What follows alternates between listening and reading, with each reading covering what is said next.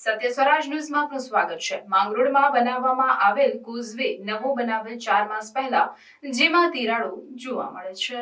માંગરોળના ઓજી વિસ્તારમાં માંગરોળમાં તાલુકા પંચાયત દ્વારા લોકોની સુવિધા માટે વોકડા ઉપર કોઝવે બનાવવા માટે ગ્રાન્ટ ફાળવવામાં આવી, પરંતુ આ કોઝવેની રિયાલિટી ચેક કરતા આ કોઝવેનું કામ લોટ પાણીમાં લાકડા જેવું થયું હોવાનું સામે આવ્યું। આ કોઝવે હજુ તો 6 માસ પહેલા બનાવ્યો હતો, પરંતુ 6 માસ પૂરા થાય તે પહેલા જ બેસીને તૂટી જતા લોકો ભ્રષ્ટાચાર થયાના આક્ષેપો સાથે ટીડીઓ સહિતના અધિકારીઓને ફરિયાદ કરી, પરંતુ તપાસ નામે મીંડું। આ કોઝવેમાં મોટાપાયે ભ્રષ્ટાચાર થયો હોવાના આક્ષેપ થયા છે અને સાથે સાથે અધિકારીઓની મિલીભગત હોવાના પણ આક્ષેપો થયા છે, પરંતુ આ બાબતે ઉચ્ચ કક્ષાએથી તપાસ કરવામાં આવે તેવી લોકો માંગ કરી રહ્યા છે। 3 મહિના થયા તાર રોડ જો તડ પડી ગઈ। બાપા કોઝવે બન્યો એને કેટલો સમય થયો? 3 મહિના। 3 મહિના। હા। અત્યારે શું છે? આ પોસિંગન છે।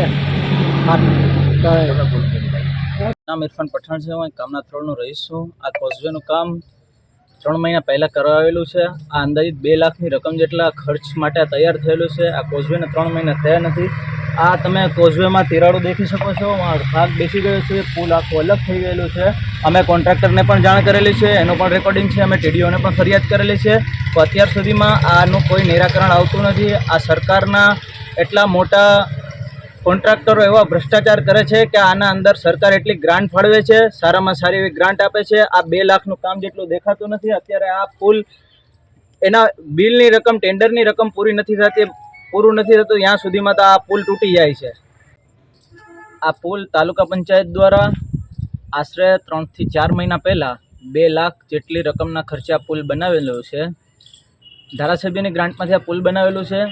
અંદાજિત 2 લાખ જેટલી રકમનો ખર્ચ થયેલ છે અને આ પુલને 3 મહિના થયા નથી તો આ પુલ તમને તૂટી ગયેલું છે અને અમે કોન્ટ્રાક્ટરને પણ જાણ કરેલી છે અને એકવાર ટીડીઓને પણ મૌખિક ફરિયાદ કરેલ છે, પણ અત્યાર સુધીમાં આનું કોઈ નિરાકરણ આવેલ નથી।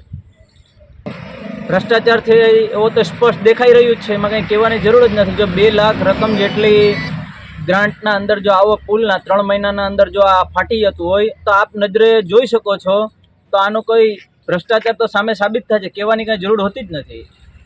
સમાચારોની ઝડપી અપડેટ માટે હમણાં જ સત્ય સ્વરાજ ન્યૂઝ ચેનલને લાઇક, શેર અને સબસ્ક્રાઇબ કરો।